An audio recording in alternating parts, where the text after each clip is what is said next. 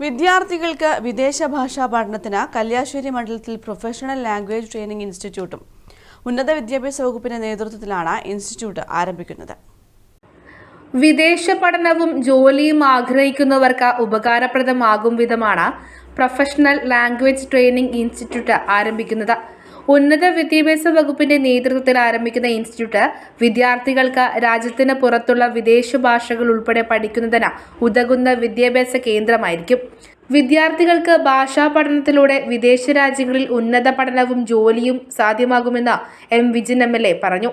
കല്യാശ്ശേരിയിലെ വിദ്യാർത്ഥികൾക്ക് അതോ ഏത് പ്രായത്തിലുള്ളവർക്കും ഭാഷ പഠിക്കാൻ പറ്റുന്ന ഒരു പുതിയ സംവിധാനം കൂടിയായി, അതോടൊപ്പം തൊഴിലിൻ്റെ അനന്തമായ സാധ്യതകൾ തുറന്നു കൊടുക്കുന്ന സംവിധാനമായി നമ്മുടെ ലാംഗ്വേജ് സെൻറ്റർ മാറും എന്ന് തന്നെയാണ് കാണുന്നത്.